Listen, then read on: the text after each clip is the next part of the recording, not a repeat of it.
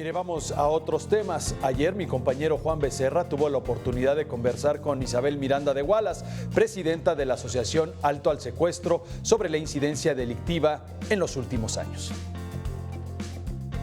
Muchas gracias a Isabel Miranda de Wallace, presidenta de Alto al Secuestro, por recibir a Capital 21. Al contrario, gracias a ustedes por el espacio. Díganos, Isabel, la asociación que usted preside acaba de arrojar unas cifras y en estas cifras se muestra que el delito del secuestro ha disminuido en un 23%, esto en toda la República durante el año. Y díganos, esta cifra, bueno, ¿a qué se deberá y podemos ser optimistas de alguna manera con ella? Bueno, sí, efectivamente, seguimos manejando cifras muy altas a nivel nacional. Tener más de 100 secuestros periódicamente cada mes es una barbaridad. Yo lo he dicho, no hay ningún país en el mundo que tenga los secuestros que nosotros tenemos en el plazo que nosotros tenemos y con la frecuencia que nosotros la tenemos. Entonces es un tema que no ha sido resuelto. Y déjeme decirle que además hoy hicimos la presentación de un estudio en el que estamos probando que prácticamente el 8% de las personas que son secuestradas mueren en cautiverio. En este sexenio prácticamente murieron 804 personas en cautiverio. Es decir, además de que las golpean, las torturan, muchas de las veces también las matan en cautiverio. Entonces es un delito de verdad por demás grave, que nadie quisiéramos vivir. Es un delito que está siendo abandonado por muchos estados, es decir, no le están prestando la atención que debieran de prestarle. Y son muy concretos los estados donde esto está pasando. Afortunadamente no es en todo el país, y eso es importante decirlo. No en todo el país están ocurriendo secuestros, y menos con la dimensión que se está dando. Está muy focalizado, está en el Estado de México. Por cada 100,000 habitantes, el Estado de México debe de andar como por el sexto o séptimo lugar. Sin embargo, en términos absolutos, es decir, la cantidad de secuestros que hay, invariablemente casi siempre está el Estado de México en primer lugar. Se lo disputa junto con Tamaulipas, que también Tamaulipas tiene un problema grave desde sexenios anteriores. Veracruz, Tabasco, la Ciudad de México, son estados donde tradicionalmente ha existido el secuestro. Morelos también. Sin embargo, Morelos es un buen ejemplo a seguir de cómo cuando hay voluntad política las cosas pueden cambiar. Ahí se disminuyó el secuestro de cuando llegó Graco Ramírez a la fecha prácticamente en un 60%. Es decir, cuando se prueba que el gobernador toma las riendas de la seguridad en su estado, las cosas pueden cambiar. ¿Hay voluntad política en la Ciudad de México para combatir el secuestro, Isabel? No, realmente no se vio mucha voluntad política en este tema. Por ejemplo, en algunas de las visitas que llegamos a hacer con la CONACE, que es la Coordinación para Combatir el Delito de Secuestro, no tenían siquiera un área dedicada para las víctimas, no tenían área de víctimas. Ellos mismos estaban trabajando, los mismos ministerios públicos y policías, en condiciones muy precarias. La Ciudad de México tradicionalmente ha tenido muy mala atención a las víctimas del delito de secuestro.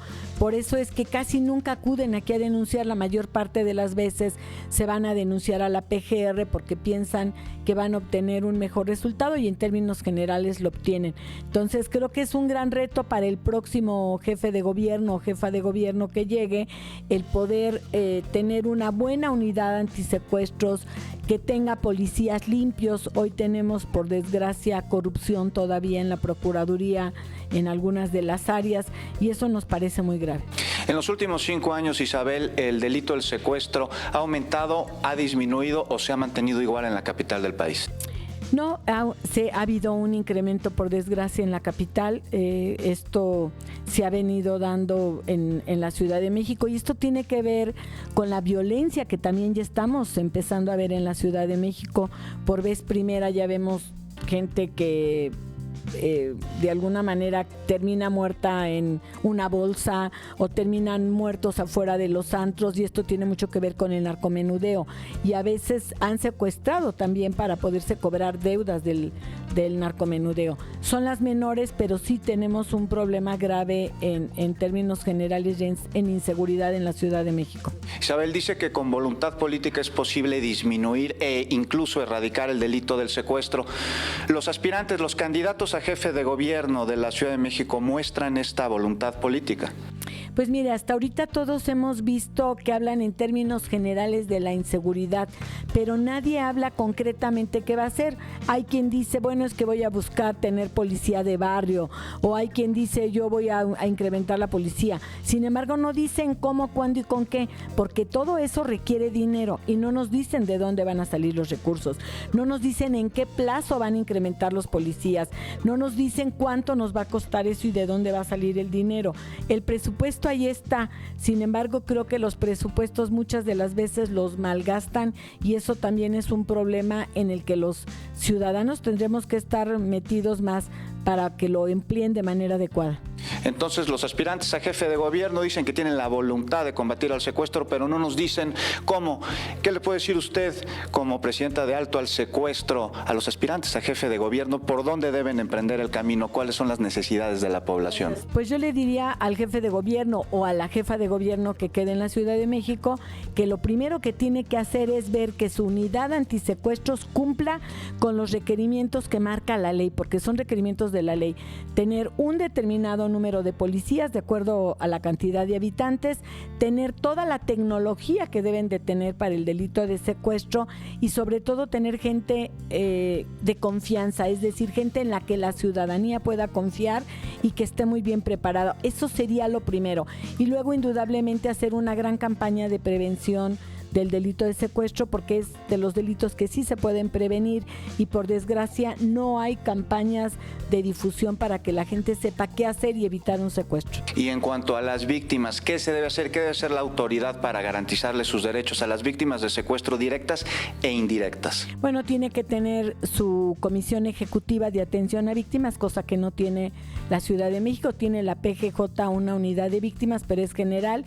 No tienen siquiera abogados victimales, tienen que tener abogados victimales y tienen que tener recursos para poder hacer la compensación y la reparación del daño a las víctimas del delito de secuestro. Todo eso no existe actualmente en la Procuraduría de la Ciudad de México. ¿Y para dónde se debe emprender el camino que nos lleve a la disminución del crimen aquí en la capital del país desde origen, no solo atacar síntomas? Yo creo que lo principal debe de ser romper los círculos que ya sabemos se están dando. Por decirle algo, en Iztapalapa sabemos que es donde más secuestros, más casas de secuestradores existen. Bueno, tendremos que ir, ya sabemos dónde están las casas, ya sabemos dónde viven los secuestradores. La idea sería ir y romper ese círculo, hacer una intervención muy directa para que ahí pudiéramos romper ese círculo vicioso. Sacar de la calle a muchos pandilleros, porque hay muchos jóvenes que no tienen oficio ni beneficio, que los toma la delincuencia y en este caso los secuestradores, y sabemos dónde están esos jóvenes. Entonces tenemos que ir a atender la parte de la prevención del delito en los lugares. Hoy contamos con información precisa y eso es importante que el público lo entienda, de dónde, cuándo y a quiénes están secuestrando.